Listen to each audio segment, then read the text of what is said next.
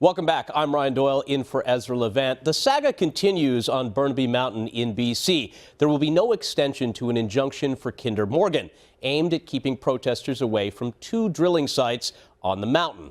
What's more is that the judges have scrapped civil charges against dozens of protesters, saying that the line the protesters crossed was not the line in the injunction itself. The activists will no longer have to appear in court. Kinder Morgan says it will be off the mountain by December 1st. Sun News contributor Paige McPherson joins us with more from Burnaby Mountain. Paige, it would seem a victory for the protesters, but a loss for common sense.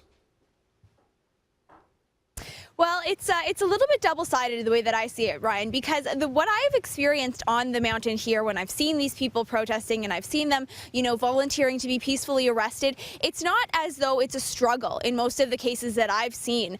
In most cases, it's been more of a show. So protesters sort of volunteering themselves up to get arrested for the cause as a sign of protest. That's part of what they're doing. So it's sort of double-sided. On the one hand, yes, you can say victory for the protesters. Certainly, it looks like a ruling against Kinder Morgan in terms of the arrests and the injunction zone in terms of letting those arrests go. But at the same time, they were doing these arrests on purpose. It was intentional, and it was sort of being done for show.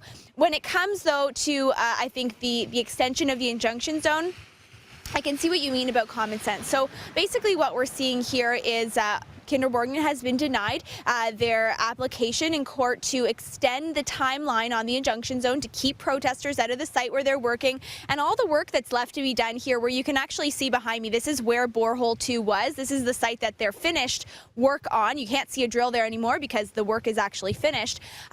Now, what they had to do that was left is actually just environmental remediation work. So that's the work that they're actually not getting that injunction extended time-wise in order to do. So they're going to have to do that environmental remediation work a lot faster than they intended, which of course, you would think that for people who are concerned about the environment, that would be a priority. You mentioned getting arrested for show. Yesterday, there was a Grand Chief that was arrested on Burnaby Mountain who basically said, yeah, I'm going in there just to make a show out of it, make an example out of what's going on. I mean, that's just ridiculous to me. Well, that's part of what they're doing as these protests, right? So not only was there the Grand Chief and a few other Native leaders, First Nations chiefs, there was also some other protesters that just volunteered to be arrested. So that's what I mean. It was part of the show. Another detail that I think is interesting here is that we heard in court yesterday that one of the lawyers say that it was costing the RCMP about $100,000 per day in order to process all of these arrests, which we now see are deemed invalid, but also just to enforce the site, the area. So that number was not confirmed by the RCMP, but it's been reported that that was set in court by one of the lawyers. So that's expensive, right? All of these arrests, all of the police action that's been going on here, that's been an expensive sort of burden for taxpayers, because of course they're the ones footing the bill here. And you mentioned the idea that, environmental work needs to be done here. That's what Kinder Morgan is trying to do. I've been making this point all along. Those are the things that the protesters should want to have happen. That's the kind of stuff that big companies get chastised for not doing. So here's a company that's stepping up to the plate. They want to get it done, yet they're blocking their ability to do it. That's exactly right. So that's sort of the irony of the situation. They're no longer doing drilling at borehole 2, that site which I just showed you. What they're doing now is simply the environmental remediation. We're cleaning up the environment, and as you can probably understand from the different footage that we've shown you, from the live hits that we've been doing here from the mountain, it's quite rainy here, and there's a lot of work to be done, and a lot of it is weather dependent. So they are continuing their work on borehole 1. That's the one that's further up the mountain, but the work that they're doing here is going to have to take, they're going to have to do it in a shorter amount of time. Now, Ryan, I want to draw your attention to something that I think our viewers would be interested in. I want to show you just right beside me here. So this is where there were signs here. You can see that the area has been cleared. It's quite muddy there, and then there are still some anti-resource development signs up, talking about oil subsidies and idle no more.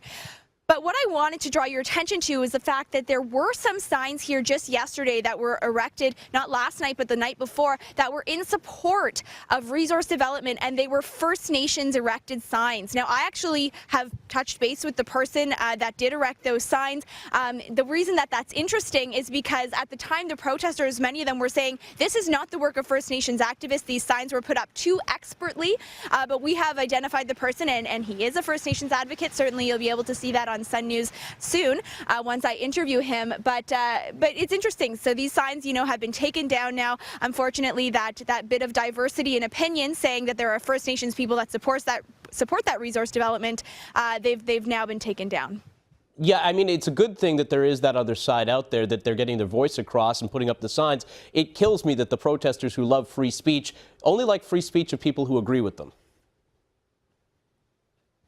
Yeah, so I think that's interesting. I want to see who tore them down. We don't know. All we know is that when we came here, they were torn down. Of course, people were saying as soon as these signs were erected, we're going to have to see how long these hold up, how long they actually stay there. And I think just the fact that, people were coming forward and saying this could not have been the work of First Nations activists, that's interesting in itself, in and of itself for sure, because now we've identified that it is a First Nations activist who put up the signs, although they were professional and although they did cost money, and they didn't look as grassroots perhaps as some of the signs that were here. They were in support of Canada's economy, in support of responsible resource development. They were vandalized and as I said, now taken down. Paige, that's a great thing that those signs were up there. I hope they get back up there so at least we see two sides of that story. Paige McPherson, we appreciate it.